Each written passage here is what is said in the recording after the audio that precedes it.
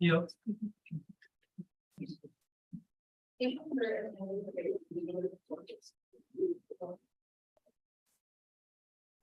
Thank you for attending the regular meeting of the board. I would like to remind you that the school board meetings in Nebraska are meetings held in public, not public meetings. During the public comment section, the public may address the board on agenda items, other miscellaneous topics. The purpose of the North Platte Public School District is to prepare all students to be productive, responsible citizens in a safe, caring, supporting learning environment. Our direction is to prepare every student for the success through high-quality educational programs delivered by highly effective educators who use innovative, research-based strategies in a safe, supportive environment in collaboration with family, businesses, and community members. Sheila, roll call.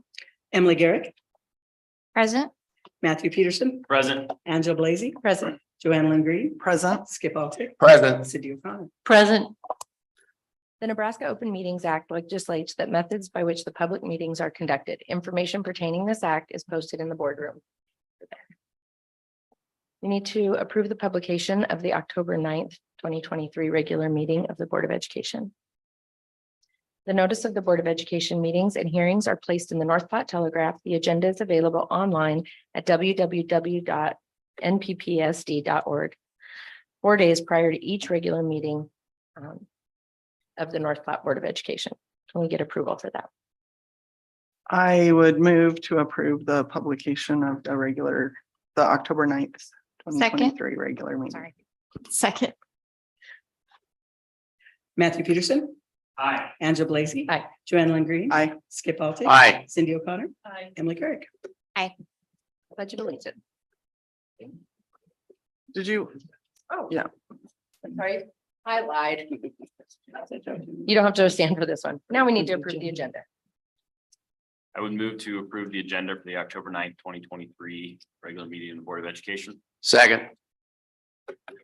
Angela Blazey. Yes. Joanne Lynn Green. Aye. Skip Altick. Aye. Cindy O'Connor. Aye. Emily Garrick. Aye. Matthew Peterson. Aye. Now the pledge of allegiance. Pledge allegiance to the flag of the United States of America and to the republic for which it stands, one nation, under God, indivisible, with liberty and justice for all. Okay. Communications, we have special presentation for Bulldogs of the Month.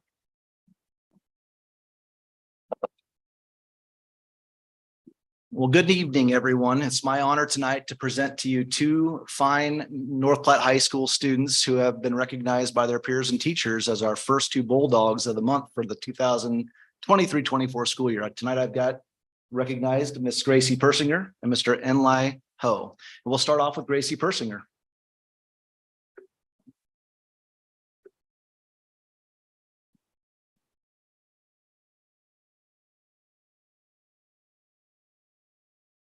Hi, I'm Gracie Persinger, and I'm here with my mom and my dad, Abigail Persinger and Kenny Persinger.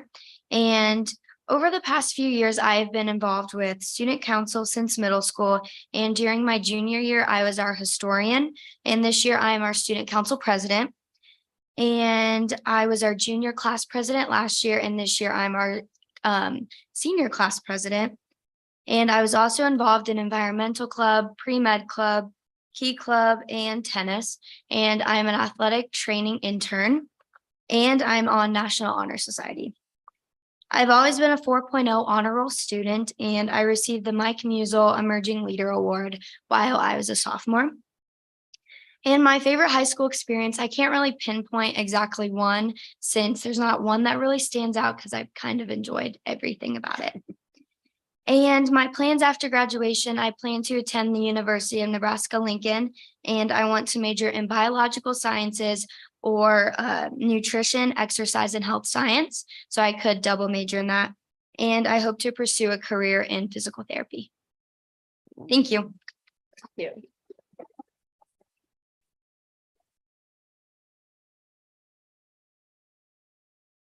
And next we have Mr. Enlai Ho.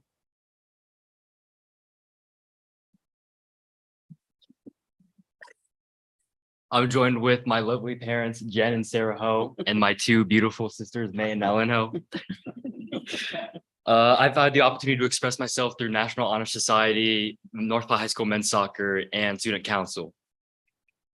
As my favorite high school experience, I would say it would definitely have to be like bus ride homes with the soccer boys after a long, hard-fought game.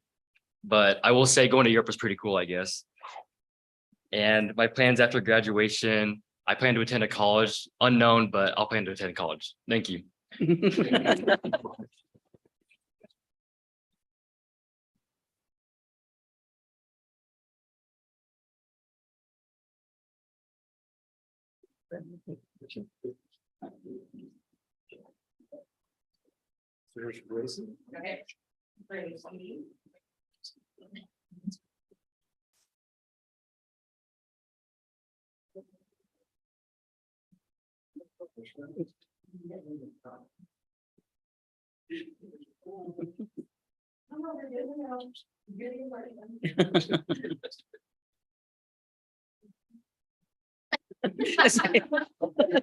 She's feeling sure.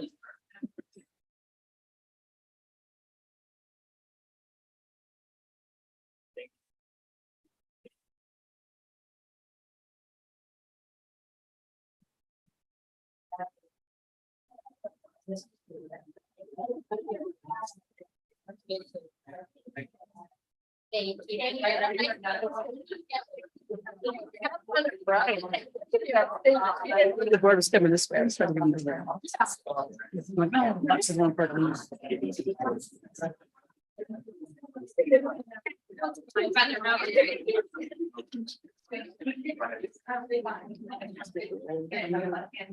They were coming in, looking in the fairway.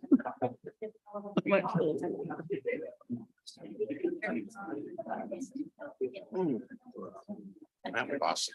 Third. Foundation report, Terry.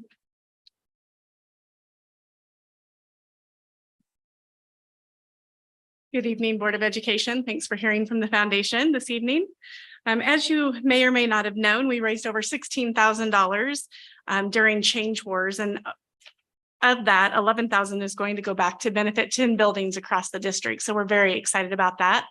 The board had decided last year to do 70% back to the buildings, and 30% of that will go towards REACH grants. We also gave the top classrooms free tickets to attend the barbecue. Over 300 of those were redeemed that evening, so we were excited to see so many families take part in that. We estimated over 450 to 500 people there. We know one business had 400 buns and they ran out. So that is our best guesstimate on how many were attending. So thank you for all of you that were able to attend. This week, myself and Sue will also be out rewarding the first place classrooms across the district. Elementary schools are going to have popsicle parties, and the secondary schools first, second, and third place will be having pizza donuts or donut holes, depending on where they landed.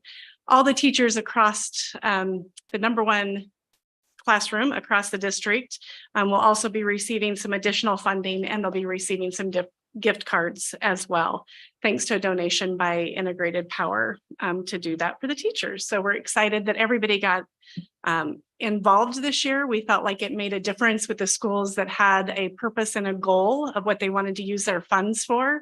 I think that helped a lot.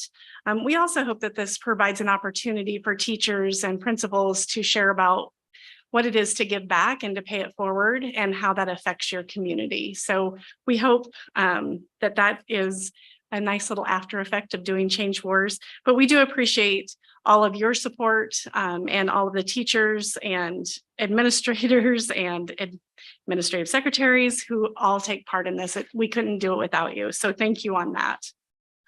REACH grants are back in full swing. If you watch KNOP, you'll see that we're getting ready for week 5. We've already helped with sing along sing around Nebraska. And then we're bringing back bringing the stage to students, where Mrs. McDaniel will be bringing some high school students out to all the elementary schools again this year.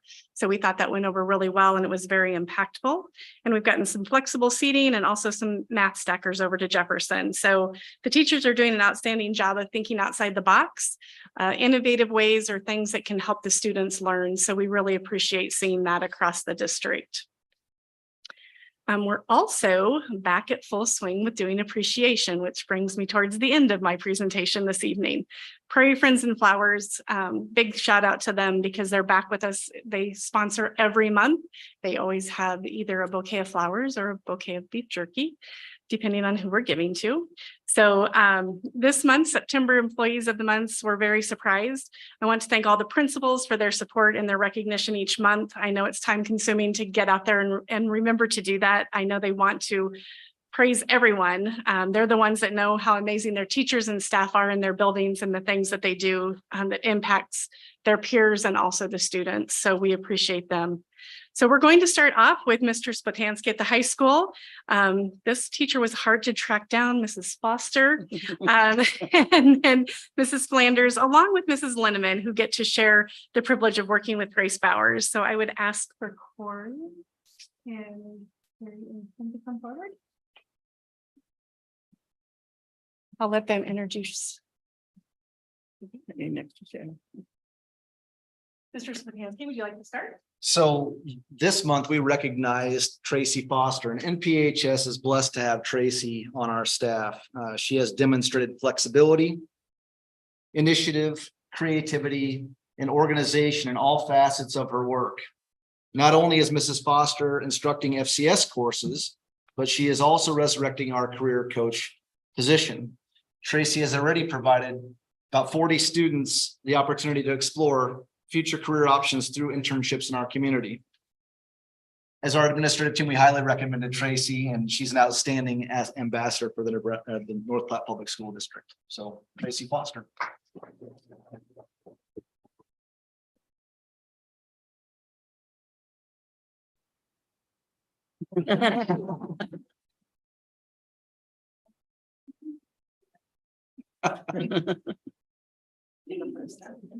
Okay. All right. So we would like to take a moment to read this nomination to a very worthy candidate of McDonald Elementary. Her name is Grace Bowers, and she wears many hats. After a long day of being a paraeducator, she stays to serve as one of our co-coordinators of our after-school kids club program because she enjoys being around children. She's a servant leader and offers to help out in any way she can. When there is a need, Grace jumps in and helps out. She is an Enneagram guru and recently did an amazing job leading our staff through a training to help us identify our Enneagram types. Whenever she's asked to do something to help, one of her favorite sayings is, anything to lighten the load. It's true. We're so thankful for Grace. She definitely helps lighten the load around McDonald, and we love her upbeat attitude and her sense of humor.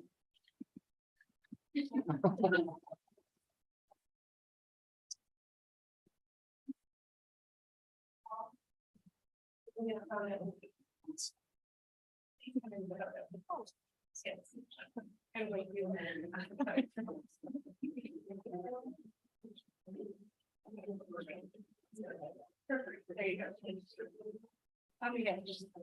Where most principals are.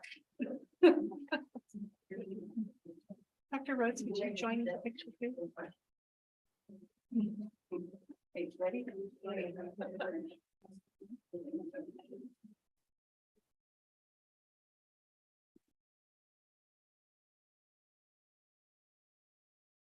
All right, let's give them a round of applause.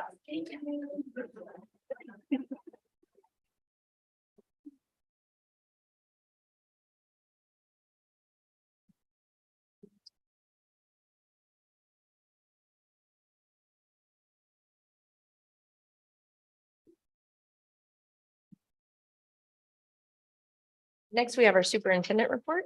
Yes, thank you. So on September 18th, we were able to host the Commissioners Superintendent's Advisory Council here in North Platte.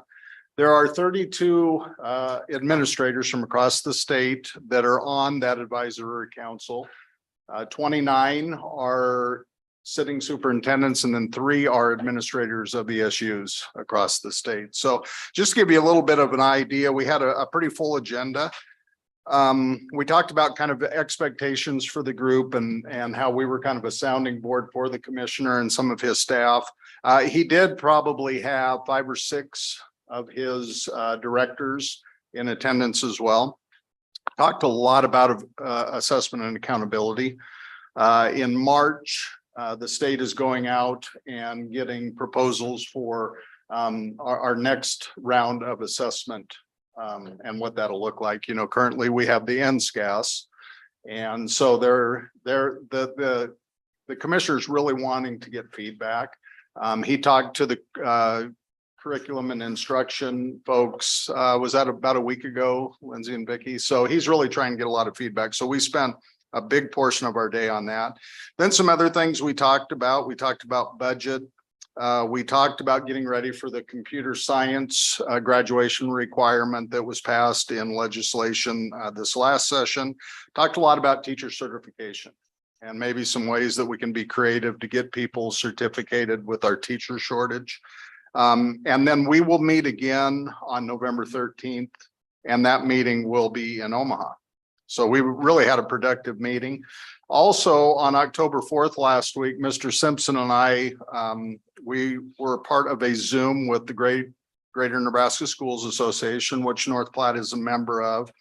We kind of went back through our standing positions. GNSA is really a legislative group more than anything. So a lot of our discussion was getting ready for the next legislative session that's upcoming. We'll talk about legislation a little bit later in the agenda. I don't know as we really know for sure what's on the horizon. We think there'll be a little bit of cleanup to some bills. We did have discussion about LB 705 that was passed last session and all the different pieces of that legislation moving forward. I have begun to meet with building principals to go over Q1 accountability. And you're going to have a presentation with teaching and learning this evening that's going to talk a little bit about kind of our curriculum instruction, professional development, and they're going to talk a little bit about the teacher frameworks and standards through the Department of Education that we have adopted.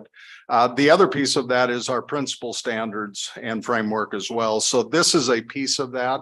So standard 1 is a vision of learning. And that's really the discussion for this Q1 that we have with principals. We go out in the buildings, we meet with them, we talk about their data and what they look at. We talk about their SIP teams, their MTSS teams. We talk a little bit about the school community of each building and their stakeholder groups and those different types of things. Some of the other topics that are add-on topics, we're talking about the calendar for next year, getting some feedback on that calendar so we can continue to work on that draft, and we'll be bringing that to the board in January or February for approval. And so really great conversations that we have at the building level. There's about 7 questions for each standard that the principals do answer, and we go through those answers as well. And then the last thing I have is I will be out of district tomorrow. I'll be at Ogallala for the SU 16 superintendent ATCO. Thank you. Great, thank you. Now we have a time for board comments. Okay, it seems like I'm always nominated to go first, so I will. Okay, so been a busy month. And one of the things I might mention is some of these things I'm going to talk about, full recognition that I'm doing this as a parent, but I always have my board member hat on too. So one of the things that I wanted to comment on is parent teacher conferences at the high school.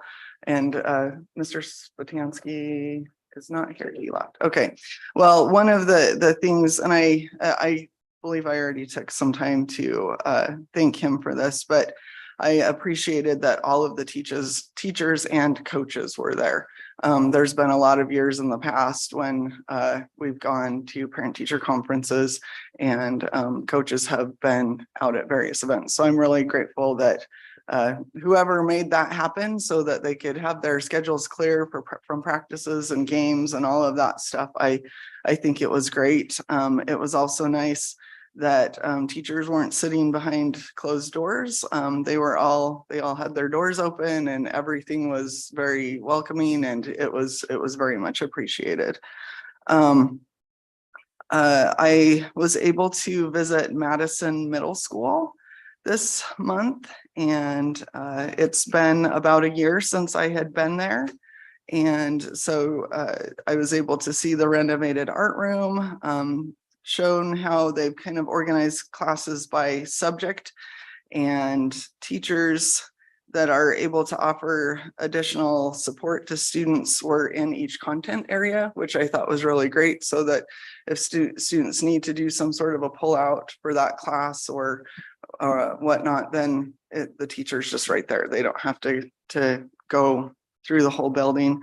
The last time I went, they were just starting to look into the 5-period day concept, and I learned a lot of the issues that solved by moving to a 5-period day. So I thought that was really it was really good to hear about that. And also one of the things that they've done at Madison, which I was really interested in, is that they have eliminated the team concept. So they don't have the white team, the blue team, the gold team anymore.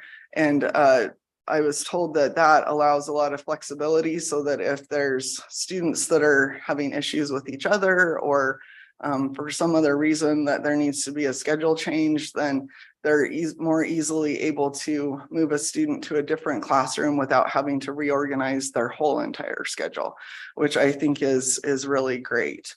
And then I also learned about how the conversations between teachers at Madison have improved with their meetings.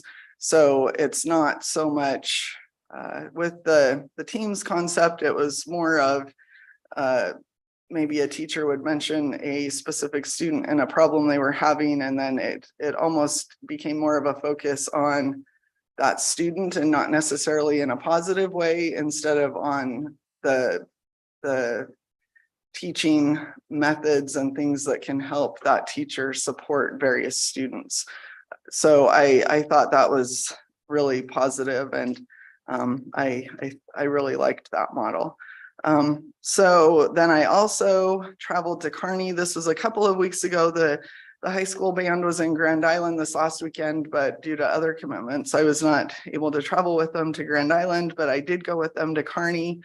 It's always fun when I go on these trips to have a visit with the bus drivers, and you learn a lot that way. So I really appreciated one of the things that the bus driver told me, the one that drove us, I got to ride on a yellow bus. So it's not the most comfortable thing to do. One of our coach buses was in the shop. And so because the band is so big, we take 3 buses, especially when we travel with the freshmen. And so I had the experience of riding on one of the yellow buses, which really grateful that we have the coach buses, not for my own comfort, but for the students.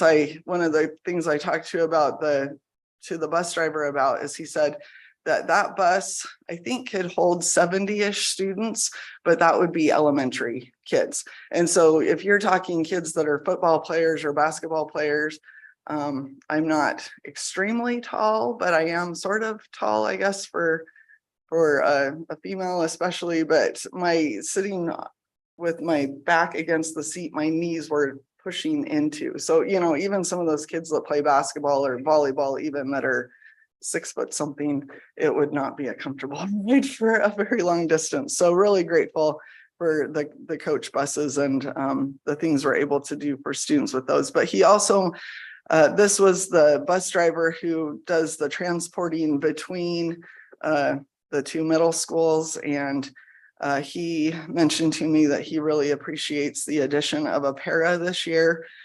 He said he feels like it allows him to transport kids more in a more safe manner so that he doesn't have to monitor, what's going on in front of him and behind him. And I told him I'm glad to, because I'm sure, especially when there's weather or other, conditions that he has to navigate, that it's really helpful to have the para on the bus. I attended the backyard barbecue, and it was really well attended. So I'm so excited that the foundation is able to continue that event. I think it's really great for the community to be able to get out. And also saw the unveiling, I guess, if you would say, of the scoreboard, and there was a nice video from Mr. Jacobson and then Dr. Rhodes and Mrs. Purchell had a nice little piece on that. And then along that same line with the football game just this last weekend, I saw the kids running, like sometimes literally running to get various shots, but it was really fun to see them actually trying out the equipment and doing some of the things that they were doing. It looks like it's going to be a really nice addition for students for the district. The first game, I'll tell you that my husband and I were trying to figure out where all the, if there were more than one camera, or, I did find the one up on the box. Yeah, the press box. But it's really nice when you're sitting in the bleachers. Sometimes you can't tell if they made a touchdown, but the video that they get, you can definitely tell whether the touchdown happened or not. So there's and really fun when the kids make a big play, they get their picture up on the screen. I'm loving that they're putting what elementary school that they went to. I think that's really fun. Just lots of really fun things to come with that. I was also able to attend the homecoming parade and pep rally. And again, it seemed like we had a lot of people turn out for that, for both the parade and that hung around for the pep rally. One of the things that I would specifically mention about the parade is I loved that the 8th grade band did their own. So the high school band, and then a few entries later was the 8th grade band. And that's so exciting to see them starting to have those experiences in middle school, preparing them for high school. I was also able to attend a volleyball game this last month. And let's see. And then one of the final things I wanted to mention is I follow the pickleball group on Facebook. And one of the things that I saw that they had posted was that they had learned that some of our international teachers had moved out of the original apartments that they were living in into a different living space. And so they had put out a thing to their members asking for donations of blankets and various maybe furniture, dishware items, those types of things that they might need. And I was at a Kiwanis meeting this month where someone also mentioned the international teachers and how great it was that we have them here. And so I just wanted to mention how much I appreciate the community support for these new teachers that we've brought in. I feel like there's a lot of people who are excited to have them here, and it just shows I mean, we know North Platte, we've always been known for our giving spirit through the canteen, the canteen spirit. And so it was really great to kind of see another example of that again with our international teachers. Okay. Done. I visited Cody School on October 2nd. I had a great tour by Dr. Eshelman, and the things that jumped out at me at the building were all the writings that the various classes have outside of their wall that they've been working on. And you work your way up, first, second, all the way up to fifth, and you can see the growth in the writing that they did, because I took time to look at those. Thought thought some of the new curriculum that they're using, you know, with the little videos, and one class was doing Greek mythology. Another one, it was something with an Asian culture talking about silkworms. The short period of time I was in there, I thought it was really unique for elementary kids to be exposed to this.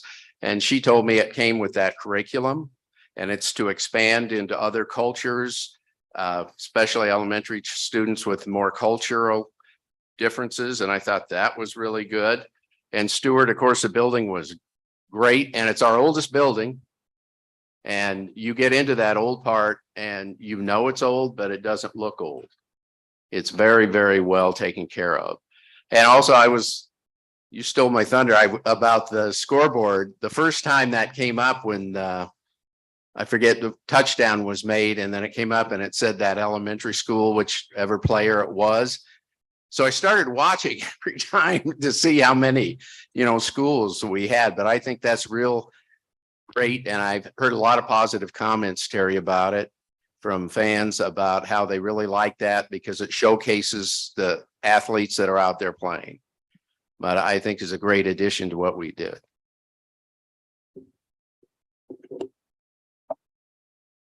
I just wanted to use my board comment time.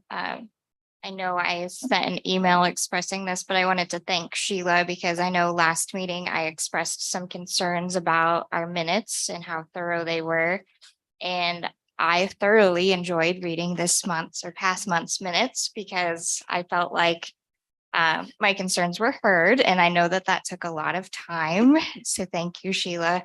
But I do think that's important just for transparency with our community, but even beyond that, just historical documentation, being able to look back and see why we maybe chose to vote one way or another and having those questions answered. So that's all I have. Thank you, Sheila. You're the hero of the month. Just briefly, I was on Friday. Stuart, Carrie, and I had the privilege of going to Madison to judge their homecoming wall decorating contest. And that was really neat. Mrs. Volley walked the halls with us and kind of explained they had each different, I can't remember what they call them at Madison, but they're kind of their homeroom type groups. Each decorated a wall. They were given a theme, and then they had to randomly select a music genre out of a hat, and then they had to incorporate the Rockets and things like that. So it was really neat to see the uniqueness of each wall and how the kids incorporated things. You know, Ms. Volley said one of the things is they don't realize they're kind of learning things, and they're, you know, working on creativity as they do this. And so that was neat to get to be a part of that. And then also the homecoming parade, I thought that was another great year.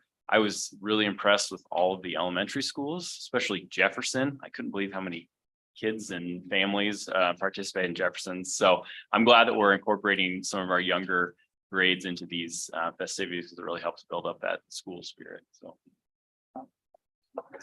I need to add a point of clarification. So when I said that it takes the focus off of students at Madison, it actually really helps. So just want to make sure that that's clear so that it's not just about student and negative student behavior, but it's really about teaching and how to all help students learn. So.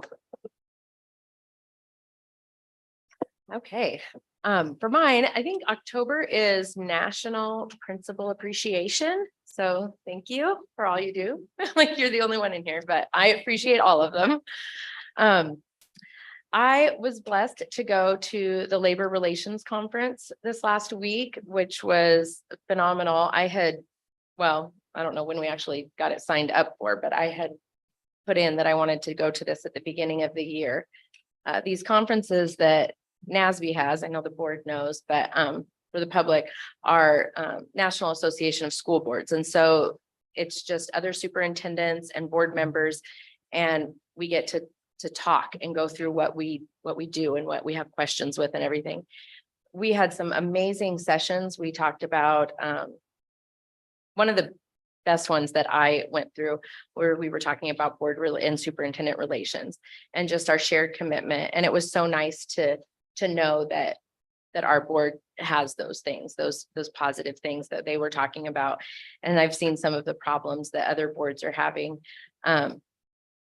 one of the things that I had wrote down was we must continue to grow and sustain our method of communication, engagement, and transparency to build trust and engage the community at large. And I think that's exactly what we say in all of our meetings and all of our communications is we just want the community to be involved, the teachers to be involved, and all of us. There's different things that I would like to talk to you about sometime. But it was phenomenal and just really helps kind of clarify your board roles and the commitment that you have to the school district. So it was awesome and thank you for letting me go. That was phenomenal. I did get to chain gang a freshman football game. That is my absolute favorite spot on the field, I have decided. The freshman boys were so sweet when they got done with the game. They thanked everybody for helping out and they were very polite. So I just love being able to help with the activities at the high school. So now we have committee reports. We have the Personnel American Civic Curriculum, Student Services and Communications Subcommittee. Joanne? Okay, so we met on October 3rd. The meeting began at 7:57 a.m. Present were Angela Blasey, Joanne Lundgreen, Emily Garrick, Stuart Simpson, Dr. Todd Rhodes. We also were part of the meeting. We're joined by Lindsay Douglas and Vicki Carlson and also Kevin Mills. We reviewed the purpose and direction, talked a little bit about the paraprofessional to teacher program. And this is a really exciting partnership that we have entered in with Chadron State College. And it will help facilitate the North Platte Public Schools paraprofessionals in their efforts to become teachers for those of them who want to. There are currently 4 staff members that are participating in this program. And Chadron is obtaining a grant that will help to cover the expenses for additional paraprofessionals who may wish to pursue their degree through this program. It was noted that a time commitment to North Platte Public Schools after graduation would be required of those who participate in the program. And I think as things get more established, we're going to actually hear a formal report about this. And so I'm not going to give a whole lot of details because it will be coming here to the board soon. So I'm really excited for that. And I think we all are. Then we also had a presentation from Vicki Carlson and Lindsay Douglas. They went over the professional development schedule with us that includes the Get Your Teach On and the mentor program. And they also commented on the alignment to standards and the curriculum's selection process, as well as a principal training. And so we were able to ask questions and get some more clarification on the Get Your Teach On and the mentor program and just different things with curriculum. Then Dr. Rhodes reported that members of the technology department are working on using Infinite Campus to gather common formative and summative assessments across the grade levels. And they will sort the information into an easy to read format for analysis. And really, he praised our IT department for all of the work that they're doing with that and just said that they do phenomenal work. And so we, just want to mention how much we really appreciate that as well. Then Dr. Rhodes, we talked about the superintendent evaluation timeline. Dr. Rhodes will complete his self-evaluation starting October 10th. Then the board will have from October 18th to the 27th to complete their evaluation of Dr. Rhodes. This will all be done online, and then it will be returned to the Nebraska Association of School Boards, and they will compile all of the information, and we'll be able to discuss it. I guess possibly in November is the plan. So, and then we talked about the open enrollment resolution. This is to comply with the new Nebraska Legislative Bill 705. An option enrollment resolution identifying closed to option classrooms for the 24-25 school year must be passed by October 15th. And that's something that is on as an action item for tonight. And Dr. Rhodes informed the board that the classrooms that have been determined closed. Kind of the unfortunate thing with this legislative bill is that we have to close them for this year and next year. And so, but we will pass the resolution every year, and there could be some adjustments as we move forward. And then we reviewed policies 5001 to 5028. There were several small changes that were recommended. It was noted that policy 5003, admission of part-time students, will need a larger revision to comply with the legislative bill 705. Recommended revisions will be brought to the full board for approval. We also talked a little bit about policy 2002, which we've been talking about for a little while. And that is something that we need to move forward with so that we're prepared for our reorganization in January. Emily Garrick also mentioned policy 4062, and she had some suggested language that she shared with Dr. Rhodes and he shared with our subcommittee, and we'll have more conversation on that. And then I asked about the possibility of meeting as a committee as a whole, and we will be discussing that. That's on our agenda as a discussion item tonight. The meeting was adjourned at 9:32 a.m. Are there any other comments from the Personnel, Curriculum, Americanism Subcommittee? Okay. Okay, on October 5th, the Finance and Communication Subcommittee met at the high school. Stuart, Dr. Rhodes, Skip, Cindy, myself, and then Mr. Spatansky was there for a brief part of it.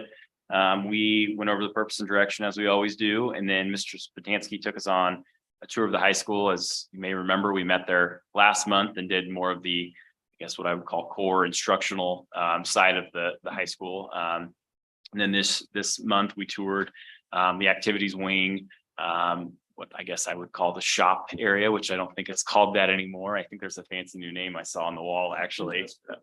Yes. And so we were able to tour that, the music wing. The thing that I thought was really phenomenal was our welding classes and our auto body classes. And I think the auto body is fairly new this year, if I remember correctly. All those classes are max capacity and actually over. Those teachers are volunteering and requesting to actually have 4 classes so they can kind of spread those students out and make those classes more effective. But I thought that was great to hear.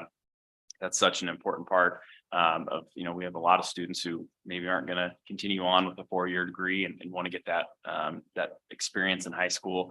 And so they're able to do that and then build on that at Mid-Plains or maybe somewhere else they might go or into the workforce. And so I think we talk a lot about what sets North Platte High School apart. And I think that's one of the things. We have such a great opportunity for students who want to look at things outside of maybe college, and there's a lot of experiences for them. And so that was great to hear that.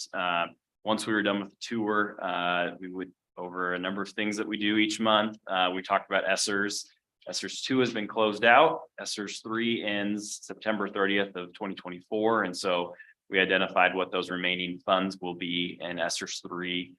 We talked about the Eisenhower HVAC project, which will be on the agenda tonight. That's just the first part of that. That's going to be paid out of ESSERS 3. So we'll discuss that more here in a little bit. Stuart will give us an update on that. As always, we talked about some of our expenses like utilities. Stuart went over the utility cost for electricity and natural gas. I was in Stuart's office on Friday after the subcommittee meeting, and once again, he was talking about natural gas. And so I know that's a concern for him. Those prices are rising. And so given the expenses for utilities for us. He's always keeping an eye on those. We went over our property tax request. That'll be on the agenda tonight for our final property tax request. We did not discuss the building fund priority just because we had such thorough discussions on some other items, so we'll save that for another month. We went over the 2023-2024 budget and kind of looked at some of the areas that we're reducing as part of the budget that's been approved. We also started talking once again about the 24-25 budget because as the board knows, and hopefully our patrons know, that's kind of an ever-going discussion. So as soon as we approve one budget, we start moving on to the next year. We also discussed that policy 2002, which Joanne mentioned. And then there weren't any resignation letters, so we didn't discuss those. And we adjourned at 9:15 after beginning at 7:32. Okay. Our adopted rules of parliamentary procedure, Robert Rules, provide for a consent agenda listing several items for approval by the board by a single motion. Most of the items listed under the consent agenda have gone through board subcommittee review and recommendation. Documentation concerning these items have been provided to all board members and the public in advance to assure an extensive and thorough review. Items may be removed from the consent agenda at the request of any board member. We do have, excuse me, the approval of the financial claims and reports, which was done by Emily and Matt this month. I would move to approve the consent agenda as presented. Second. Sheila? Joanne Lingreen, Aye. Skip Altic. Aye. Cindy O'Connor. Aye. Emily Garrett, Aye. Matthew Peterson. Aye. Angela Blaze. We have a report and discussion items, curriculum and instruction presentation. Mrs. Carlson and Mrs. Douglas.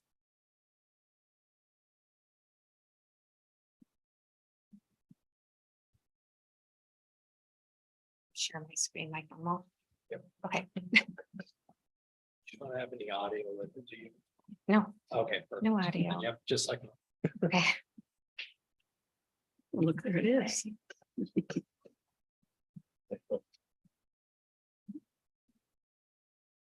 Okay. Good evening, and thank you for allowing us to come and present on our professional development that we offer for North Platte Public School District and our staff. Lindsay handed out 2 documents for you. The first one is just a copy of our professional development handbook that outlines what we do on a month-to-month basis for this current school year. What we have online is what we have shared with teachers. It is the same document. A lot of what is contained in here has a lot of live links that teachers just have access to. This is not a public document, but we did want to provide for you a copy so that you can kind of follow along as we talk about the highlights of our district's professional development. The second document is just an infographic. It's a single document that Lindsay handed out to you as well, a single sheet. And that outlines our Nebraska teacher and principal performance standards. Dr. Rhodes had mentioned earlier about the principal performance standards that he works with our leadership team in their professional development ongoingly throughout the year.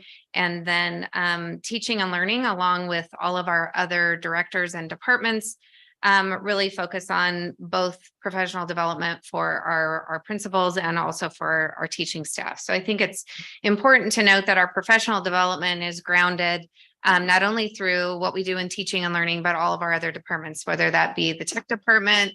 We had a new MacBook rollout, so we had to provide professional development that direction. Student services provides a number of different opportunities for professional development. Our Boys Town model to Mount training, to a number of other things that they do. HR covering professionalism and the things that are grounded in both our principal career professionally and also our teacher's career.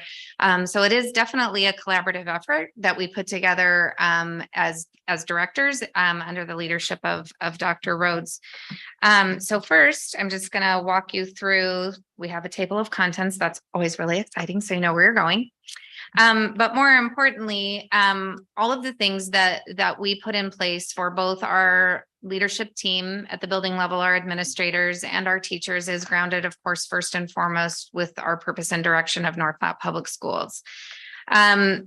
more importantly, the specific professional development that we align for our teachers is grounded in those teacher performance standards. So we need to ensure that collectively as a collaborative group that we are tying everything back to first and foremost, our purpose and direction of our district, and then our teacher performance standards. We also know that the research tells us that the number one factor to positively impact student learning and student achievement is the teacher that stands in front of the students every day. So the investment that we put towards our teachers to help them build capacity and becoming the best versions of themselves is very important to us. It's a very important profession. We know with teacher shortage, that's always something that we get a little scared about, right? And so the investment that we are pouring into our teachers to help them become the best versions of themselves is very much a priority to us. The second factor that positively influences student achievement is the principal that leads those teachers. And so that's what, yet again, why we tie everything that we do back to those professional development standards. So Lindsay is going to take a little bit of time and explain kind of in a little bit more detail as we click through the handbook. Yeah, sure. So as you kind of look through that handbook, you'll see that it breaks it down month by month, and it is a guide for you to refer to. And as Vicki said, you'll see many components of the different departments. You'll see some special education, technology, professional development, student services, and then of course, teaching and learning. One thing you'll notice too is you'll see how we carry out our partnership with the Get Your Teach On organization. That professional development is centered around effective instruction, strategies, and resources needed to not only increase academic achievement, but also create environments and experiences for our students that really engage them. Throughout the handbook, you'll see professional development around our new reading, high quality materials that we've adopted this school year. And you can see the implementation of that throughout. You'll see coaches professional development. That's in partnership with our athletic director. So he does that a few times a year for all of our coaches. We also are intentional about putting some collaborative planning time within departments and grade levels to help our staff kind of set them up to learn from each other and collaborate with their colleagues. And then finally, you'll see in every month that we have the mentor-mentee meeting agendas that you can click on, and they support our new teachers throughout the school year. So as Vicki said, we align this to our teaching staff and our instructional and our leaders to align that with the performance standards. So, and then at the end, we have just some extra guides throughout them. Any questions you have regarding professional development for North Platte Public School District? I don't have a question. Okay.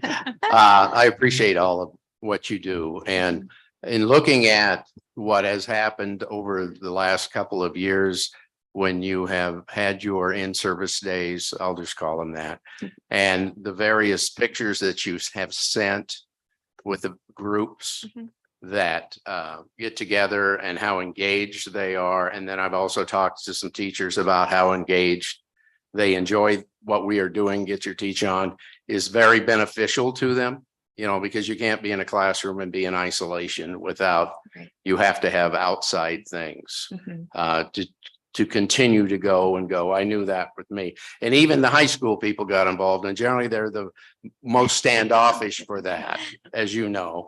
But I saw how they were involved in that. So I think this is really working very well. Thank you. Can you speak just a little bit about the importance of the mentor-mentee time that you have scheduled in? Sure. Yeah. So we have broke that down month by month, and we have partnered them up with a colleague that's most likely to, or most like them. So if they're a math teacher, then they'll partner them up with another math teacher. And so as Vicki pulled it up, so we have articles that we discuss together, different processes and policies and procedures that we go over every month. I think it's important. We talk about this all at the beginning of the year, but then it's important to keep going back month by month and reviewing how we do all these things, because it's easy at the beginning to get overwhelmed with all of the things that we have to do as educators. So 2 types of meetings typically occur each month. So the mentor program handbook outlines what they do as a building collectively together under the guidance and leadership of their building principal. So the building principal brings not only all of their new staff in, but the mentor teacher. And they have a number of topics to discuss, just like Lindsay indicated. And then throughout the month, they have ongoing meetings with the teacher that is mentoring them and specific things that they cover that either is particular to that time of year or things that we need to repeat to build capacity in our systems and our structures and the things that we do curricularly for our staff. Can you go over for us just some of I know we've had some conversations as a board, but I think right now, a lot of our conversations go back to budget and planning for the future and those kinds of things. Can you go over with us just some of the costs associated with different pieces of this, like the athletic piece or the in-house training versus Get Your Teach On versus maybe material needs needed for things, just so that we kind of have an idea of what that looks like? So typically, like, because there are so many components to professional development, one, I'll just use the adoption of high quality materials, for example. So over the course of the last 6 years, we have been very purposeful in teaching and learning to make sure that everything that we are doing is putting the right tools in the hands of teachers so that they can be the best, versions of themselves. So oftentimes, we'll take example, our adoption of our new reading curriculum K-12. So when we invest in a high quality instructional material, often the cost of our professional development is rolled into that quote.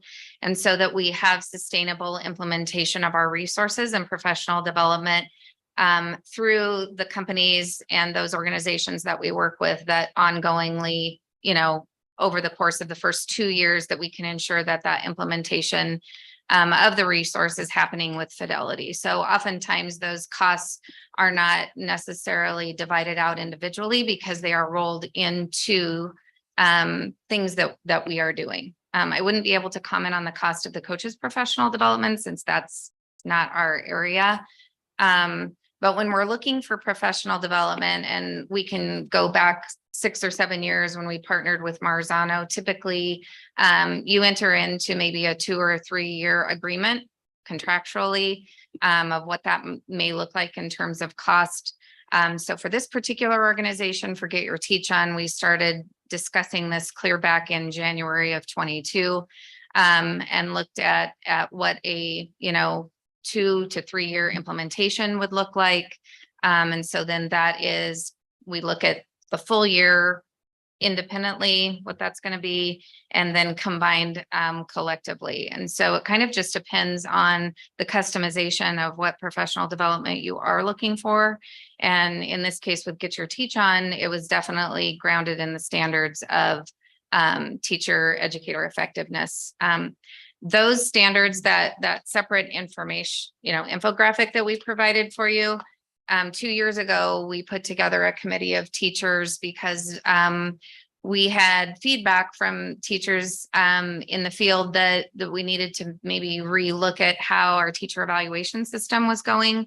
And so we brought together a group of teachers, K-12, also led by our HR department, Mr. Mills, and they're the ones that brought forth the adoption of the teacher performance. And so one of the discussion points was, in fact, we should be tying what we do in terms of professional development back to that educator effectiveness, because that's our profession and that's what we do. So in terms of, it kind of depends on what aspect of professional development you're looking for.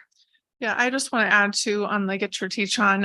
After COVID, we really wanted to reconnect with our why and our purpose for teaching. And it costs a lot of money to send our staff to conferences. Mm-hmm. And so that was kind of the idea behind it, was to bring them here so that everybody in our district could get that professional development. And especially after COVID, being in person was really important to our staff. So we wanted to bring them on site to really be able to work closely with our staff in that way. Where is Get Your Teach On? Where's their base at, their location? In Atlanta. They're tied very closely. The founders of the Get Your Teach On were tied closely to the Ron Clark Academy, which is a school that kind of leads that whole notion of highly engaged classrooms. And so both of the individuals, Hope and Wade King, were a part of that academy. and then they branched off and went independent and created their organization, Get Your Teach On. So our contract with Get Your Teach On right now is for this year, or we have a contract that includes future years already No, it includes this current year. for this year? Yeah, Okay. for this. school year. So have we started conversation about what like next school year's plan would potentially look like, what the cost difference may be, those kinds of things, just so we kind of have an idea of what that looks like?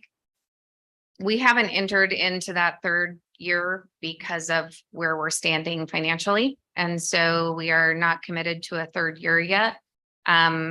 We had just done our first year and entered into an agreement with our second year. And so we have not begun those conversations yet. Yeah, we've put that on hold. Yep.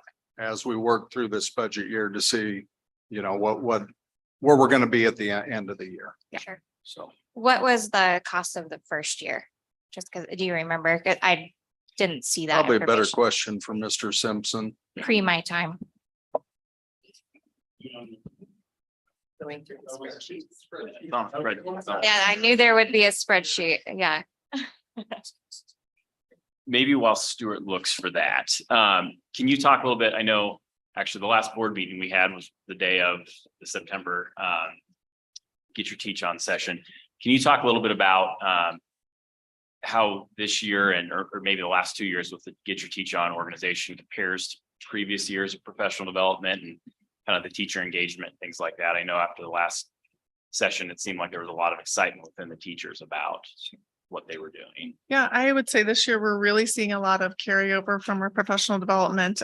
For example, on September 29th, there was a big Rock Your School event, which is an initiative from Get Your Teach On to bring awareness to and positivity to education, because there is some negativity surrounding education right now. So all over Facebook, our principals were kind of sharing those things that our teachers were doing. They were dressing up or doing some activity that was just different and more engaging. And, we spoke at the Get Your Teach On event on September 11th, is that sometimes different is just encouraging your colleagues and to be there for them. So it doesn't have to be some big production. It might just be like encouraging your colleague across the hall and being there for support. So it doesn't have to be big, although sometimes it is, and it's fun and the teachers really get into it, but sometimes it's just being there for each other too.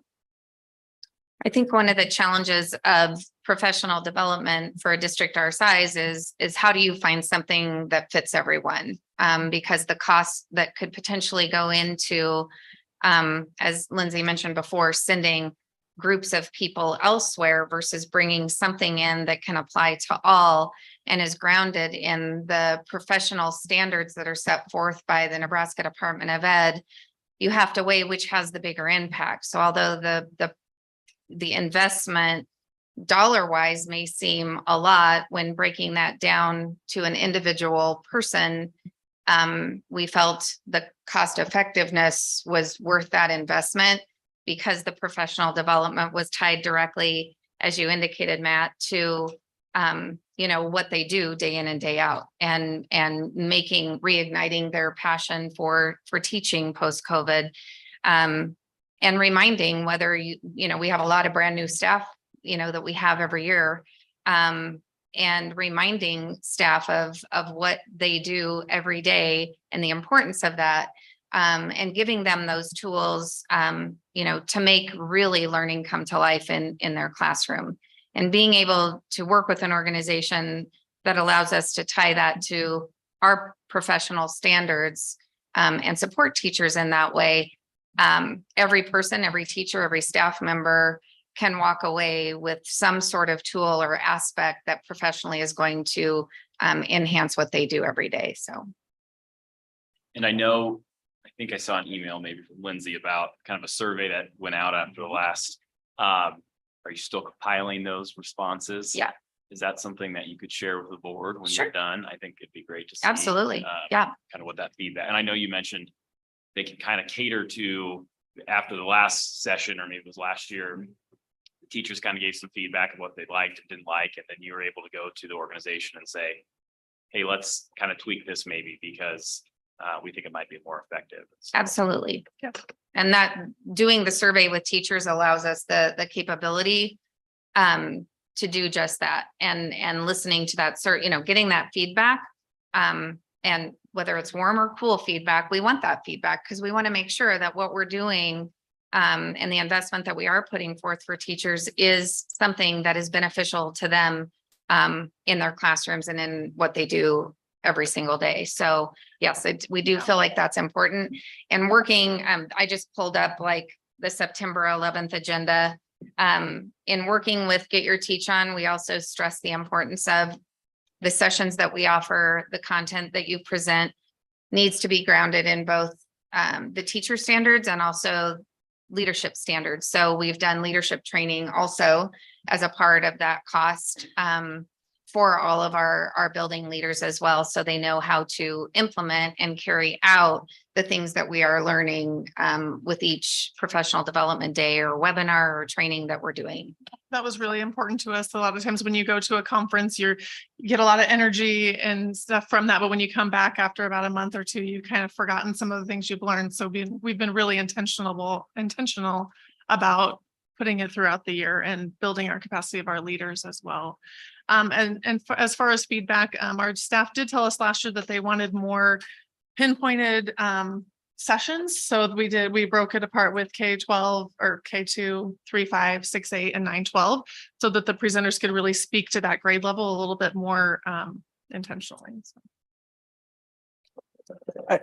I just want to add that I really appreciate you guys with everything you do, especially with professional development for our teachers and our principals. And I've heard from a lot of people over the last couple of years how much they really appreciate it and how much it has helped them in the job that they do for our district. And we all know that the teachers are the ones who are boots on the ground, and so it's really great that they have that. And just I think to Lindsay's point, one of the things that I've thought about since we've been having some of these discussions is it is really easy when you go to a training, like if you were to send someone to get trained and then to come back and to share that training with others, that there are pieces missing. And so I think it's really great that we have the originators, of this training coming here and teaching all of our teachers. I also recognize that I think it's great that we're doing this during the professional development days instead of asking teachers to add one more thing to their busy lives with, what they do professionally and then with their families and everything, so that they don't have to have that time out of the classroom or time away from their families unnecessarily, that this is something that's built into the school day. And so I think it's a great way for everybody to get trained, because I think if we offered training in other ways, it may not happen. And so I really appreciate the intentionality, and I think that this is definitely worth what we're spending. So maybe to respond in regards to how much it ran us last year. I think Vicki and Lindsay said it specifically. We started out with it last year and we had a baseline of what we needed to do. And then as the teachers came along, they understood a little bit more and wanted more in depth. So when you hear this price, that's because we had the baseline, and then Vicki and Lindsay working with them, enhance what they wanted to do, because there was a lot more this year than it is last year. So for the 22-23 school year, we invested $150,000 in to Get Your Teach On. But I know this year we're adding more to it because of them coming back out compared to last year. And can you tell us what that amount is this year, Stuart? As soon as I get the contract up. What? I'd rather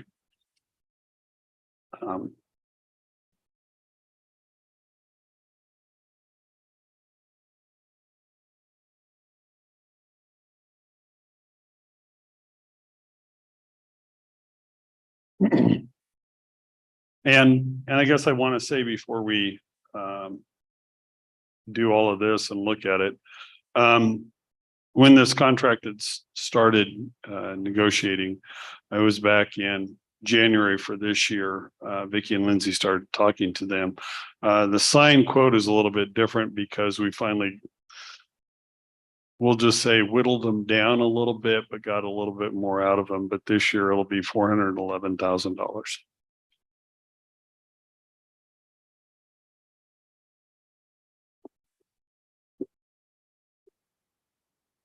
I want to say, thank you for that explanation. That was really good. But the other thing about this is that we need to invest in our people. You know, we want them to be the best teachers they can be, the best principals they can be. And that way, then they become more effective. And so investing in our people is highly, highly important. I don't disagree with that at all. And I know, just like going to that conference I went to this last week, you come back and you're just refreshed. But it would have been nice if I had other board members that went, that I can be like, oh yeah, I remember this session, and oh, did you hear that? So being able to have your people all at the same place is nice too. So I get that. Thank you for what you do. Thanks, Angela. Thank you. Thank you, guys. Okay. I need to stop sharing, right? Yes, please. Okay, sorry. I don't know, Stuart's next. You want to Stuart's keep it up turn. there? It's all yours, Stuart. All right, monthly financial and budget report, Mr. Simpson.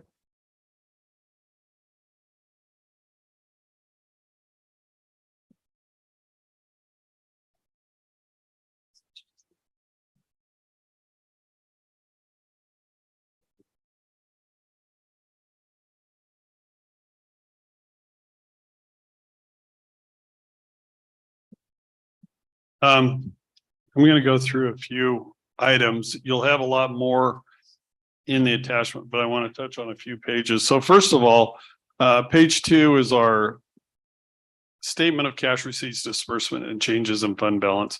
Basically, it's the income statement, but in nonprofit accounting, you can't say that. This will give you a better idea of where our budget is and what we've expended so far. Mostly focus on expenditures. I want to touch on that taxes had to be accrued last month, so we haven't even had the first payment in the 23-24 school year until October. So that's why you see no taxes coming in. Obviously, we got our first payment for state aid, and then we're slowly but surely getting our federal program grants that were at the end of the fiscal year that we turned in final claims coming in, and they're going to be, we'll just say, dribbling in over the course of the next couple of months in the process. Now, we know how much grants that we have. Right now, we have one submitted, but that's going to take a while to be approved. Our ADEA grant, which is another $1 million, won't be approved until after the end of October, because we have to have the NSSRS report uploaded so that we could add staff members to that. And then in the process, Janelle and I will be submitting claims as soon as those two grants are approved so that we can start getting the cash flow coming back in on our grants. So once again, just a reminder, our grants are, we have to expend it and then turn around and get the revenue coming in, but that takes a while for our grants to be approved. I will compliment Dr. Rhodes. I was looking at some reports from some previous school districts, and he really had one. And as I've done this over the course of the last 5-6 months, as I implemented it, the statement of net assets really does show the direction of where our assets are sitting in the district. And I say assets because we look at the general fund. We don't always just have cash, but we also have outstanding payments such as retirement and state taxes, because we can't pay those until the 10th of the next month. So that's why in some of these you'll see not just cash, but it's sort of our net assets. That's why I call it that way. But you can see the change over the course of the last 5 months for us, as well as how much we pay out on payroll every month in the process. Then obviously we get to our cash flow. And the little dot right now is obviously September. We'll start moving forward. But as you can see, it's somewhat right in line with where we have been for the previous 4 months. And I want to skip past the depreciation. I just really want to touch, this is Stewart's schedule. I like it. I can quickly look and see where funds are standing as well as total overall balances.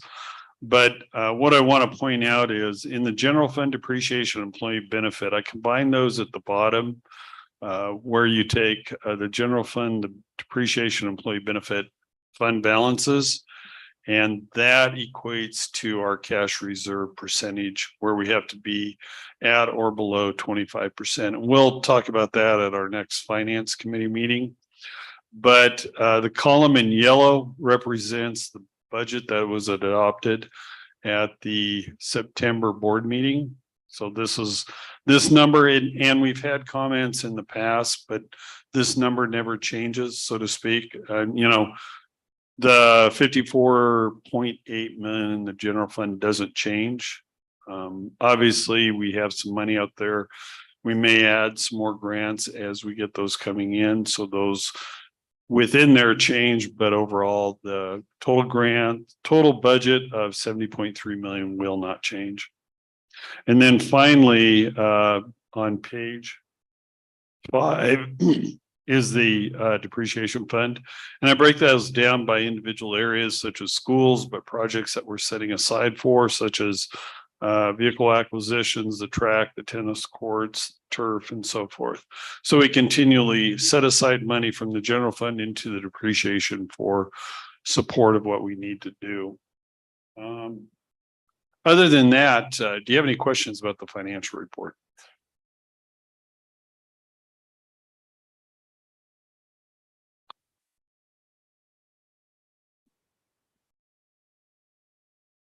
There you go.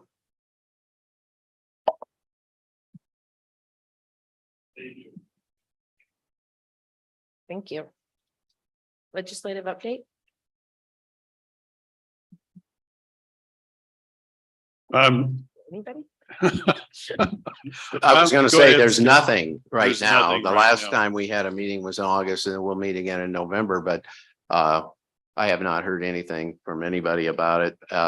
I'm certain in November they will have a pretty good idea of what bills will be introduced, what cleanups will come on some of the bills they passed this year, which will probably cause us to redo some of the policies we're going to be doing tonight.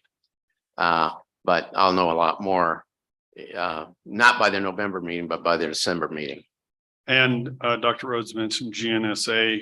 They'll have a meeting on that Thursday night at State School Board, and then they'll have a monthly meeting down at Lincoln where you can meet with your senator after they have their sort of meeting in the morning to just address concerns as legislation starts going through. But GNSA is built upon equalization or equalized school districts, and that's our first and foremost focus. Other organizations out there such as NERCSA or School Board or STANCE have their own specific direction that they want to focus on, and that's been the stance of GNSA, is to focus on equalization and how that can support the larger schools.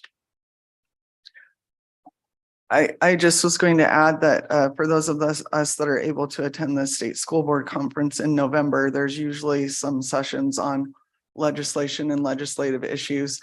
Also this year, they have Governor Pillen and our new education commissioner that will be doing a session at the lunch on Friday. So I think it'll be really interesting to attend some of those sessions and hear what the proposals are.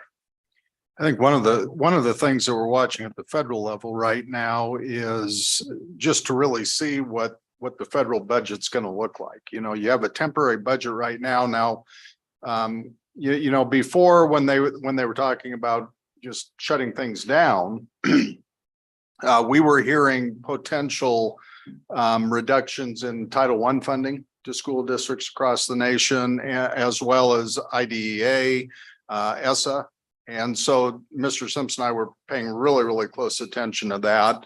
That was out of some of the representatives, that was kind of out of their mouths. I believe Bacon was one that said that those items were potentially on the cutting block. And of course, you know, we do get some significant funds through those grants. So it'll be interesting to see what November is like in DC and whether or not those might be some areas that are cut in the overall federal budget.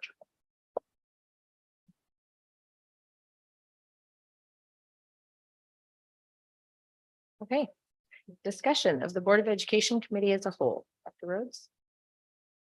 So this was brought up as a topic in both subcommittees last week. Also, the Executive Council had visited a little bit about the idea of the committee of the whole. I did attach to the board docs in the Spark some documentation from NASB. Talks a little bit about what the committee of the whole is, and just some resources and considerations as school boards look at maybe policy around it and some of those different types of things. And I would just read their opening paragraph and then I'll turn it over to the individual board members. The value of a committee of the whole provides knowledge and involvement of all board members and facilitates discussion that may occur at regular board meetings. This type of committee meeting must be preceded with proper meeting notice due to the presence of all board members. The committee may take action. However, it is ill-advised to routinely use this meeting for more than the opportunity to discuss and debate board business to be handled in the regular board meeting.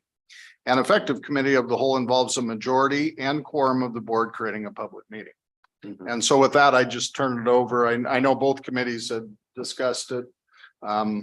Just open it up for discussion. Okay, I'm going to start just because I was the one who brought this idea to the table. I think this is a really good idea, a really good way for us to improve our transparency as a board. I do feel like we've had good discussion tonight, and but I think that as we meet in our committees, there's sometimes questions that we ask there that just I think because of the time between the meeting and this meeting that we forget to re-ask those questions, and so there's a lot of things that kind of get missed. And I think that it was interesting to me, the school districts. So I know Kearney, Hastings, Columbus, they use this concept. COSAD is considering something like this. And so it's not something that's new. And as you see on this attachment that Dr. Rhodes shared, that there's other school districts in other states in the country that also use this to varying degrees. I think it also is going to kind of help, well, not really even kind of, it's going to help our administration so that we're streamlined down to one meeting and they're not having to worry about presenting information at one meeting and then at another. And also as we have special visitors come in, so we're all getting the same information at the same time. We're able to ask our questions. And I know we have varying levels of expertise in different areas on the board, which I really appreciate. And so it's good to get everybody's thoughts on things, and then it gives us a little bit of time to think about all of those things before we come to this meeting where we would take action. I think as the executive team, we discussed that we wouldn't want action taken at the committee as a whole meeting. We would want to save that for this meeting, and then I can't remember anything else that I was going to say. So anyway, we'll just leave it at that. And if anything else comes up, then I'll comment if I need to. One of the things that I had mentioned in our subcommittee, and we brought this up, I think it's a good idea. I've been on board for 6 years now or so, I guess. And when I first came on the board, I had absolutely no interest in joining Stewart's finance committee. But after a couple of years, I reluctantly gave in. And it's been really good for me because that was something that I didn't know a lot about coming in. And so to be able to have that experience. And I think with the current structure, we miss out on some of that because while we do have discussions when it comes time for budget, things like that, there's so much that goes on during the year that, either way, if you're on the finance committee or you're on the policy and curriculum committee, you miss out on some of those things. And so I agree. I think it would be a good opportunity to kind of expand the discussion we have as a full group. And it does streamline things. We talked about probably needing to have some sort of a time limit with the meetings, just because we do have great discussion, but sometimes that leads to us missing out on our professional lives and other things like that. And so, and Stuart, I mean, love our meetings, but you can talk for a while with those things. So, we had also talked about maybe structuring it where we have specific agenda items, wanting to maybe highlight on the agenda what time those will be. So if there's someone from the public that's interested in one particular topic, they wouldn't have to sit through the whole meeting, but they could come for, I think the county commissioners does something like this where they have specific times where they talk about certain things. And so that might provide another opportunity for someone, one of our patrons, to maybe be able to especially depending on when we meet, be able to get for that specific topic and then not have to sit for the whole 2 hours, or whatever it might be.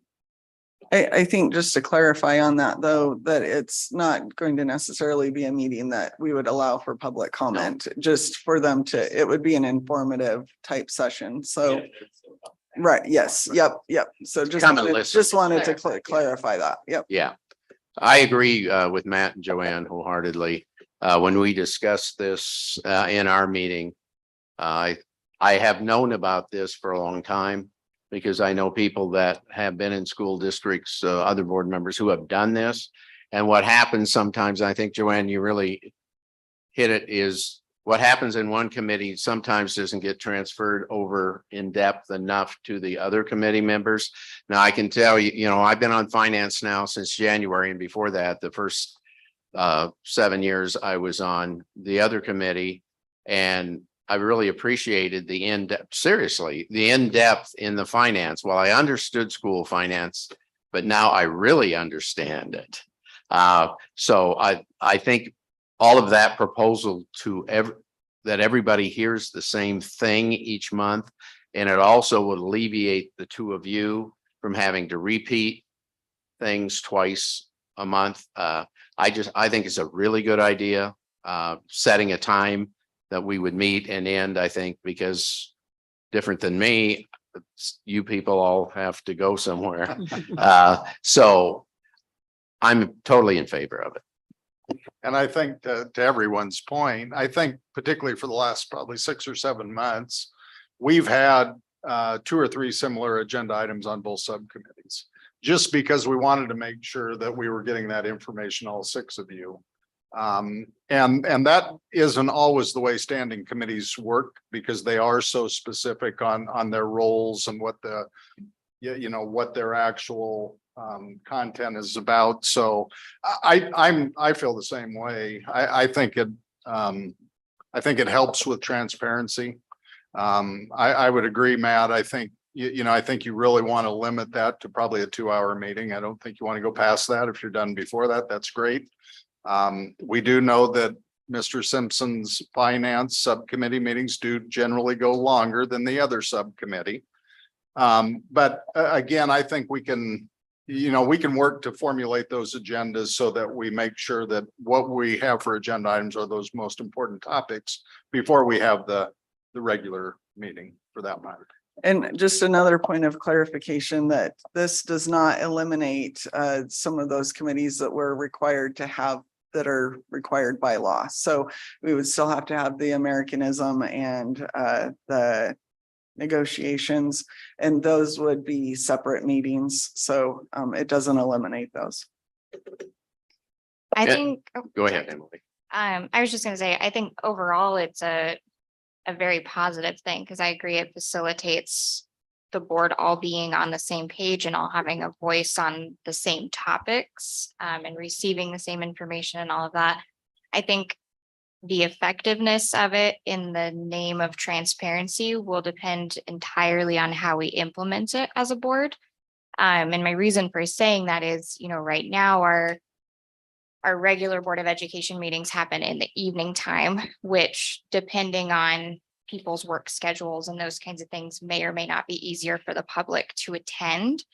And depending on when we would schedule this, committee as a whole meeting, that could kind of change things for media, for public, for those kinds of things. So I think that'll be a factor. The other thing that I would like to see is that if we do move towards this, that we still live stream the committee of the whole meeting, because of that reason, especially if they happen in the morning. Like most parents or our teachers or other stakeholders are working.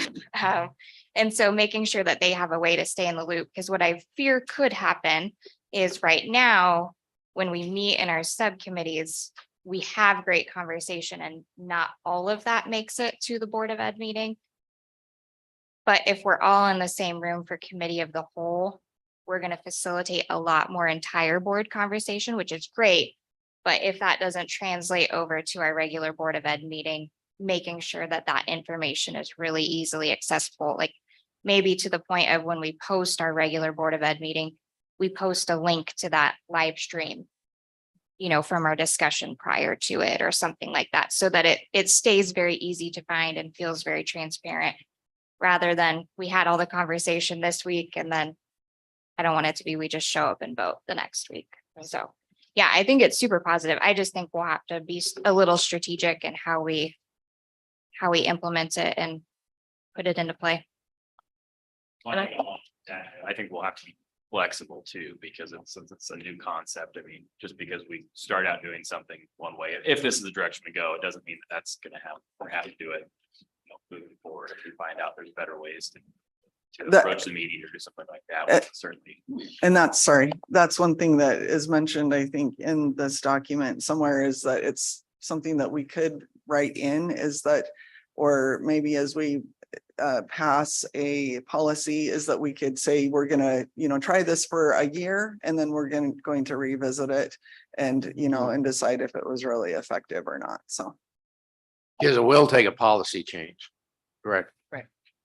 Well, it's interesting because you don't actually need a policy on the committee of the whole, because that falls under the Open Meetings Act. So I think you'd want one anyway. And I did reach out to Bobby True at KSB.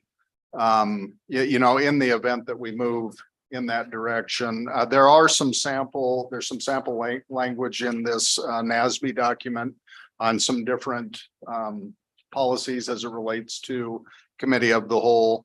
They make it very clear what they have for their other committees within the policy. And that's what we want to make clear. You need to have your American civics language that we do have in policy. And then of course you always have the ability as a Board of Education to put together an ad hoc committee for whatever reason may come up. So you're not required to have one on the committee of the whole, but I think good practice would be to have a policy.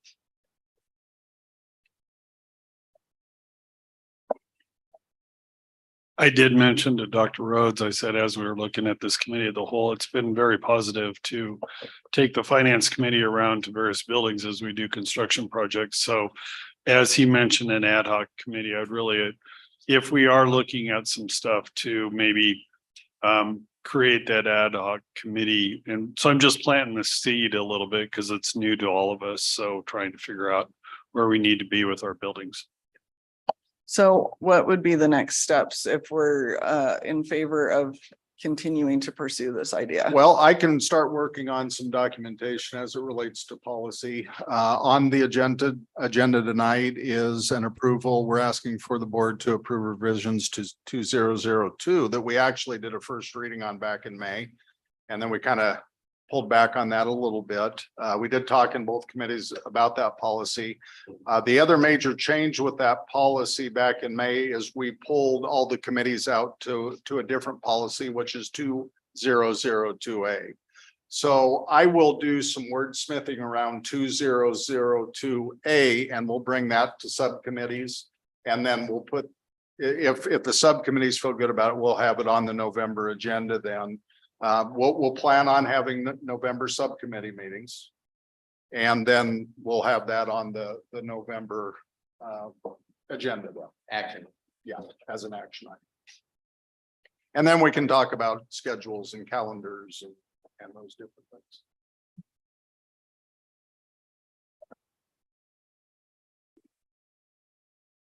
Anything else?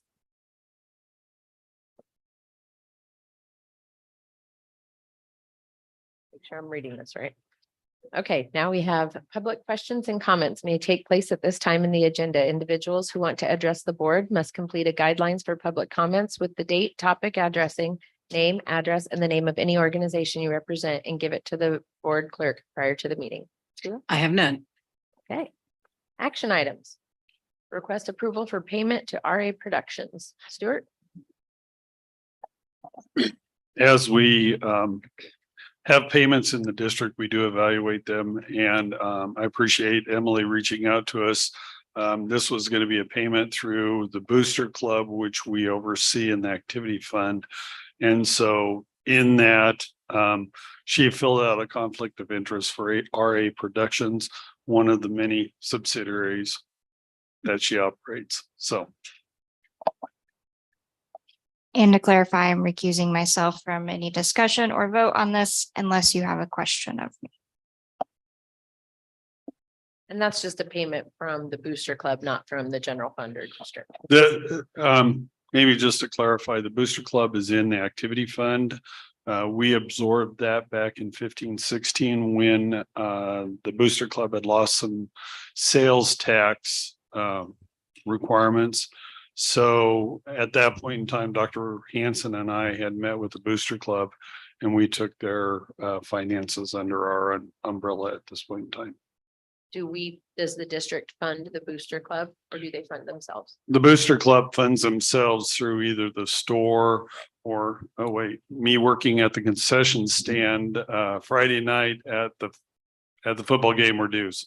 So The money is not coming from the district. I just want to clarify. It's the Booster Club has their own money that they're paying. Anybody will still see it's North Platte Public Schools. It's just that we're funding it out of the activity fund. So with our combined cash, it's everything as a whole. So then therefore, when the check is cut, you'll see North Platte Public Schools on it. And Stuart, my understanding is this normally isn't something that would come before the board other than one of the board members is involved in the situation. Yep. Well, and it's no different than when you travel.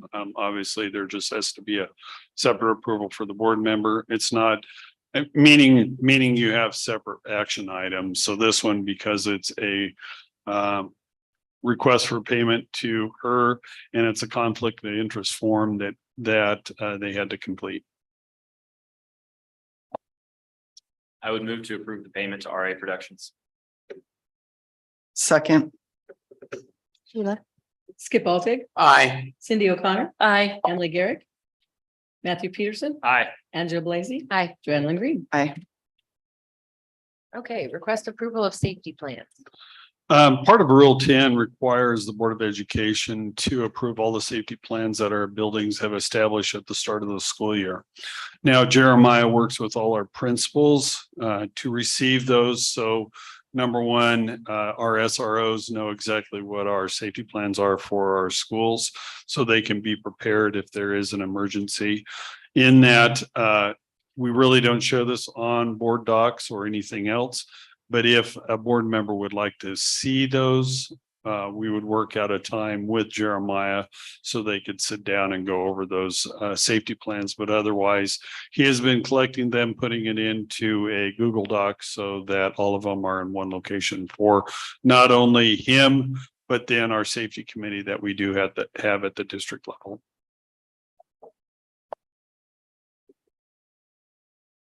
I move that we approve the safety plans. Second. Cindy O'Connor. Aye. Emily Garrick. Aye. Matthew Peterson. Aye. Angela Blazy. Aye. Joanne Green. Aye. Skip Baltic. Aye. Request approval of the HVAC bids for Eisenhower. So as Matt had said at our finance committee, we discussed the ESSER 3 funds. And within the ESSER 3 funds, we were doing HVAC projects at McDonald and Eisenhower for some of the requirements of the funding that we received. Eisenhower is the last one we have to do, but because of product delivery, development, building we have been working with our architect and engineer to get those products bid earlier so that if anything, they can be in-house on or before the end of the school year. So when school closes down, we can immediately go in there and be prepared to get the building ready to go and put the new units on. So all this is purchasing the units for I have McDonald. I did not realize that because I took it from the but it's for Eisenhower HVAC bid.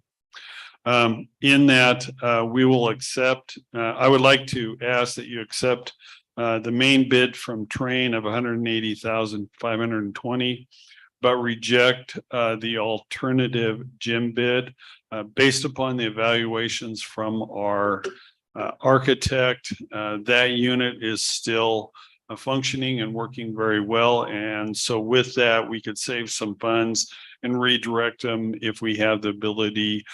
Besides doing a lighting and ceiling replacement, we can deal with window replacement in that building. So to develop a better energy efficient building at that point in time. Stuart, I think you mentioned to the finance committee at least, but we just received these two bids. Is that correct?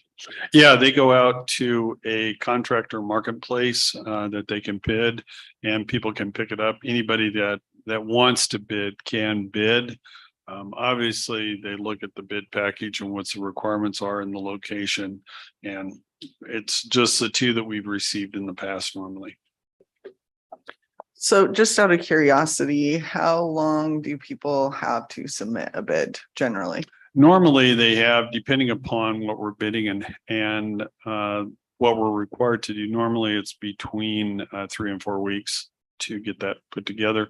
Anything longer, it doesn't help because usually the contractors know and understand how much it costs to build or install a unit.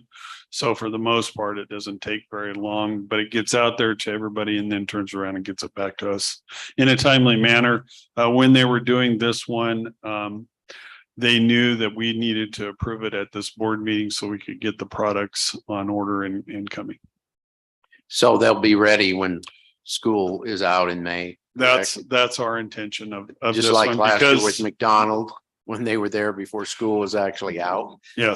Yes, they were all here at AJ's. That's why I put down 26 to 29 weeks.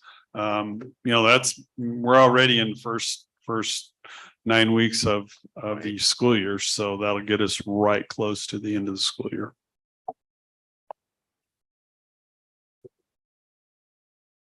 I would move to approve the bid from Train, excluding the alternate option. Second.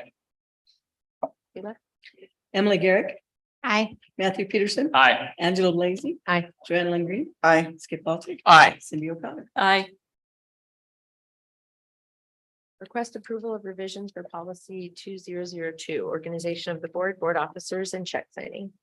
So we talked about this a little bit earlier. This is the same version of the policy that we had back in May.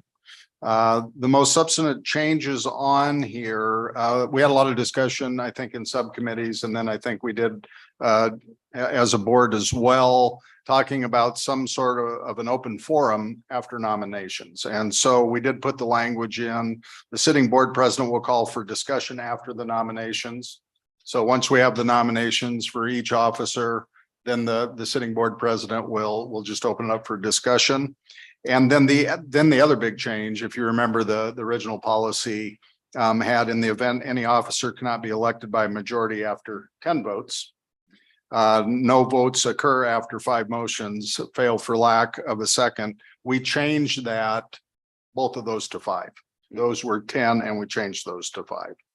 Any other changes were small in language. And then, of course, the other piece, as I mentioned earlier, is the subcommittee was pulled out and put into its own policy. So anything from the personnel subcommittee, as we discussed 2002, we discussed it in finance as well. I just think it'll be really good to not have 10 times. But also to have something that finishes it, so we don't have to. Sure. I would move to approve the revisions of policy 2002 as presented. Second. Sheila? Matthew Peterson, Aye. Angela Blaze, Aye.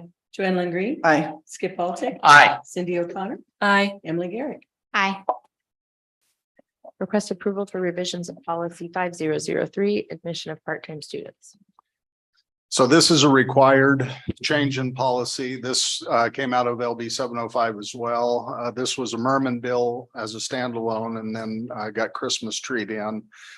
Basically for enrollment of part-time students, it really took any type of limitations that public schools had placed on the classes that could be taken away. And the bigger change was in order to be eligible for NSAA events, the old policy was you had to take 10 credit hours with the public school and then 10 outside. You had to take a total of 20. The new policy, you have to take 5 credits and then for a total of 20. So homeschool students, for instance, would have to have 15 credits of homeschooling, and then they'd have to take 1 course at North Platte High School to be eligible for NSAA. So you'll notice a lot of strike throughs on this. Again, legally, we had to do away. We kind of said, you know, part-time students, you can take electives, but the cores we're kind of going to protect for our public school resident kids. So we had to take that out. And then there was some other red line in there as well as it related to some of the transportation, basically saying those homeschooled students, if they are taking a course with us for NSAA purposes, we will provide transportation to and from games and things of that nature. So that was added in as well. But it also added the language in on transportation that there is no other transportation for a part-time student. We're not going to go and pick that student up. So all of these are required by law at this point. So questions? Dr. Rose, I think you had mentioned this, but we can't exclude the part-time students from our core classes, but we can, if it's full, we can get preference. Yes, we can. You are correct there. Yep. If that class is considered full, they would have to enroll in another class at the high school. And all of this is, I mean, we're doing this as a technicality because the bill says we have to do this. Yes, that's exactly right. Yes. Well, with that being said, then I would move to approve the adoption of the revised policy 5003. Second. Sheila? Angela Blaze, Aye. Joanne Lynn Green, Aye. Skip Baltic, Aye. Cindy O'Connor, Aye. Emily Garrick, Aye. Matthew Peterson. Aye. Consider approval of a resolution on school district standards for acceptance or rejection of option enrollment applications for 23, 24, and for 24, 25 school years. So this also came out of LB 705. And back in July, the board approved the revisions to our option enrollment policy 5004, which calls for this resolution. The resolution needs to be passed before October. It's either 14th or 15th, depending on who you listen to. But basically, we have to set numeric capacities across the district, and we have to do that per building. And then we have to, within the resolution, close down any classes that have exceeded those numeric capacities. So it's a rather lengthy resolution. The only thing that you cannot unilaterally close is special education. According to LB 705, that has to be handled on a case-by-case situation. And so, for instance, I met with Connie Thompson today and we were talking about option and how a lot of times with option, once they were approved, we'd go ahead and register them and then sometimes wait on paperwork to come from the other school district. We're not going to be able to do that anymore because we're going to need, for instance, with special education, we'll need MDTs and IEPs to determine if we have program capacity to meet the needs of that student. So we're really adjusting the whole process of option enrollment as well. Again, this was a Merman bill as well. So questions around the resolution? This is a resolution that was drafted by Steve Williams from KSB. Not necessarily a question, but just information. So from our subcommittee, one of the discussions that we had on this was also how it relates to students that are moving to a different building within our school district. Would you like to share a few things about that? So we do have and have had in the district for quite some time a process that we call RTAs, or request to attend. With which currently we've really started to kind of tighten that down a little bit. Just because we're seeing our numbers of our elementary students, I believe, Mr. Simpson, we're up 45 elementary students. 45 elementary students from a year ago. So, you know, a lot of our buildings, when you look at like Eisenhower, for instance, a 2-track school that was built as a 2-track school, we really can't take any more kids at Eisenhower. And so those in district transfers might have to do with something in the legal realm. Maybe it's a protection order from another student or something along those lines that we would certainly consider that. But the window for our RTAs actually is a December 15th through a January 15th of when you can apply for the next school year.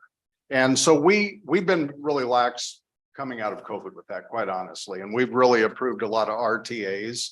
Now, I will tell you, the majority of our elementary schools, are filled with neighborhood kids. But we do have some outliers that have gone through the RTA process, and maybe they're just, for instance, in the Lincoln ward, but they might be attending Cody. And because of our numbers right now with capacity, we've got some pretty full buildings, as you're going to hear when Matt reads this. There's got to be a pretty substantial reason why you want to move from your neighborhood school to one of our elementary schools. But we've had the RTA process when I was back at Adams 17 or 18 years ago. And this doesn't necessarily affect that. This is a just different. out of district option enrollment. Yeah, Okay. Good point. All right, bear with me. Whereas North Platte Public Schools is committed to providing an education of high quality to its students in an economically efficient manner, and whereas the school district's faculty, facilities, and equipment can serve only a limited number of students effectively, and whereas the North Platte Board of Education, in consultation with the administration, has reviewed the school district's faculty, facilities, equipment, interdisciplinary efforts, and interrelationships of grades, subjects, and faculty, and has determined the maximum number of students it can serve effectively at any given level and in total. Now, therefore, be it resolved that the board adopts the following standards for acceptance or rejection of option enrollment applications. Special education capacity. Capacity for special education services will be determined on a case-by-case basis. If an application for option enrollment received by the school district indicates that the student has an individualized education program under the Federal Individuals with Disabilities Act, 20 U.S.C. 1400 et sec, or has been diagnosed with a disability as defined in section 79-1118.01, the application will be evaluated by the Director of Special Education Services or the director's designee, who must determine if the school district in the appropriate class, grade level, or school building has the capacity to provide the applicant the appropriate services and accommodations. The Federal Education Rights and Privacy Acts, 20 U.S.C. section 1232G permits the release of education records when a student seeks or intends to enroll in a different school district. Numeric capacity. For the 2023, 2024, and 2024-2025 school years, the capacity in the following grade levels, programs, classes, and/or school buildings is as follows. All North Platte Public Elementary Schools, grades K through 2, 20 students per regular education classroom sections.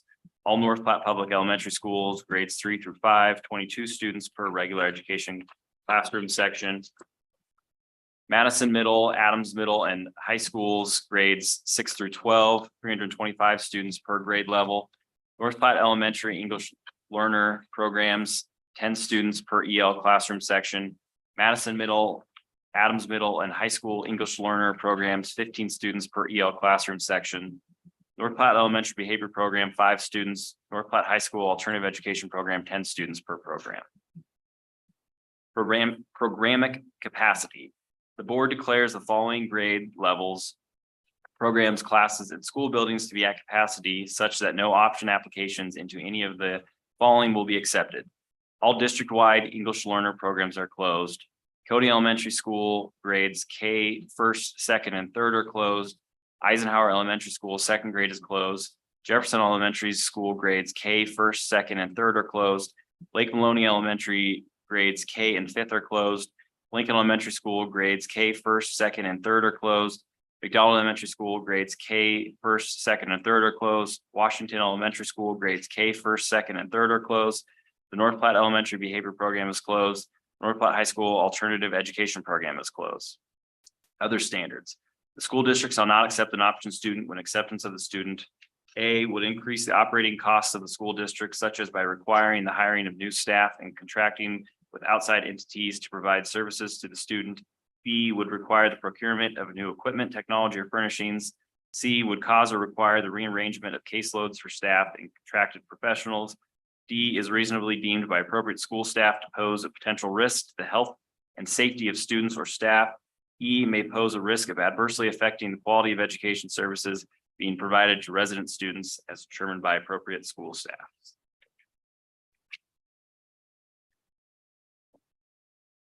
Will this have to be updated every year? And just another note, this just as Matt was reading the capacities and things that are closed, it doesn't mean that if families move into the district, we still are required to serve them. So they would get a spot in those schools if that's what was.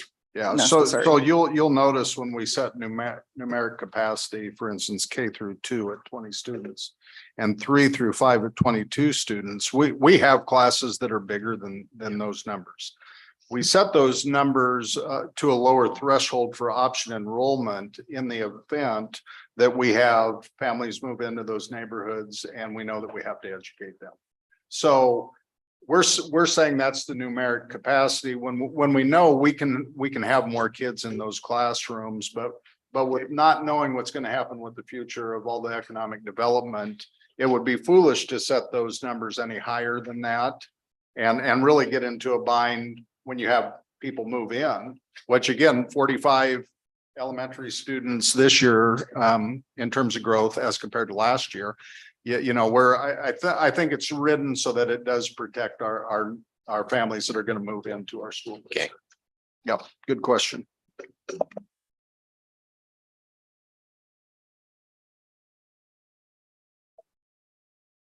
So I'd like to move to adopt the resolution as presented. Second. Sheila. Joanne Lynn Green. Aye. Skip Baltic. Aye. Cindy O'Connor. Aye. Emily Garrett. Aye. Matthew Peterson. Aye. Angela Blazy. Aye. Request approval of property tax request. Stuart? Attached, you'll see the property tax resolution that the Board of Education has to adopt. This is stems from our setting the final tax request hearing that we held on September 21st. What will happen now is once action is taken, based upon talking to Becky Russell a little bit, Board of Equalization will set the levies on October 16th. They have to be set by statute on October 20th. So based upon our hearing that we held, these are the tax requests that we had presented to the public in the newspaper.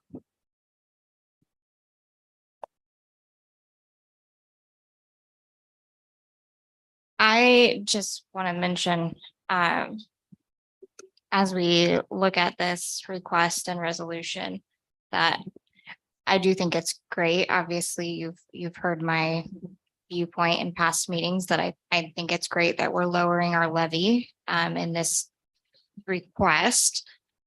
However, I do want to note that the reason that we're doing this resolution is because our policy 3001 actually reads that if our annual assessment of property would result in an increase in the total property taxes levied as determined the district's property tax request for the current year shall be no more than its property tax request in the prior year. And so although we are lowering our levy, we are still increasing our tax request, which is why we're here doing this resolution according to our policy, the way it's written. I'm glad to see that that's lower than our initial request. I still am not entirely satisfied with what we've done looking at that. So I hope that we have some fruitful conversations moving forward so that as a district, we truly can say that we're not increasing our tax request, and maybe even someday we can say that we're lowering it. I think that would be great. I do want to make a comment here. One of the things that we did do after we had to redo this and we cut 800,000 out. Is that correct, Stuart? Yeah, if we want to just round up to a round number. That's what we cut out. And one of the things that we cut out was travel for our teachers and administrators. Now, I know some people have already signed up for the state conference. I am not going. But I think if we cannot send our people to conferences, that we should not be attending any more conferences. Now, if you're registered for the state conference, that's fine. But I don't think that if our people can't go, we should not go. Well, and it may be wise if, as a discussion point, at some point in the future that we have discussion on travel to conferences and maybe travel that's necessary and travel that may not be. I agree with that. I think as a board, if we could support each other so that we don't have to go to conferences out of town, that would be great. But we would have to start doing that.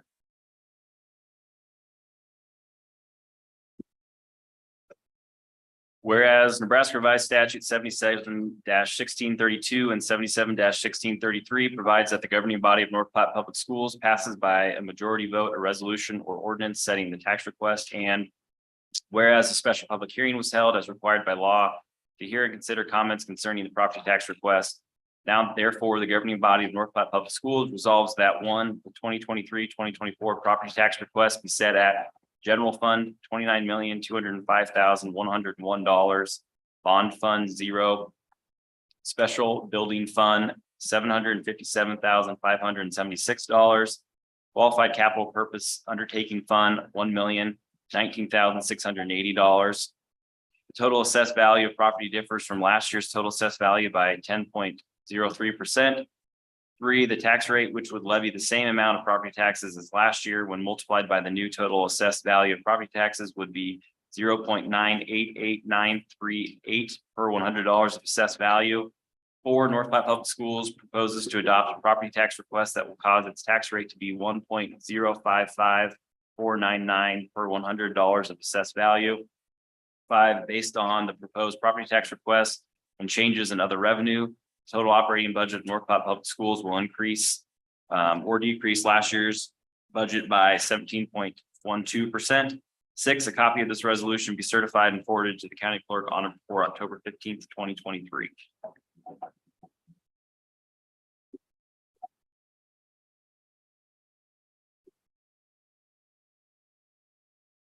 Can we get a motion? I move the approval of the property tax request. Second. Sheila? Just really quickly, I just want to make sure everybody understands.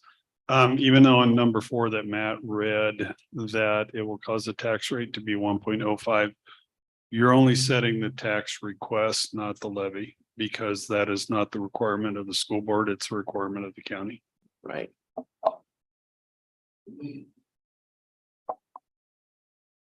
Sheila? Skip Altic, Aye. Cindy O'Connor, Aye. Emily Garrett, Nay.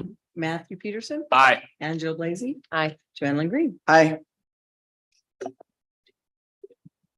Okay, for our future board calendar, we have mugs in the morning. Tomorrow we have Skip going to that.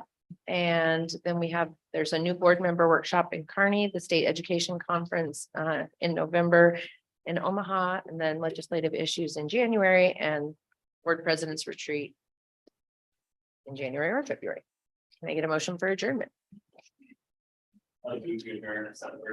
Second. Cindy O'Connor, Aye. Emily Garrett, Hi. Matthew Peterson, Aye. Angela Blazy, Aye. Joanne Green, Aye. Skip Walter. Aye.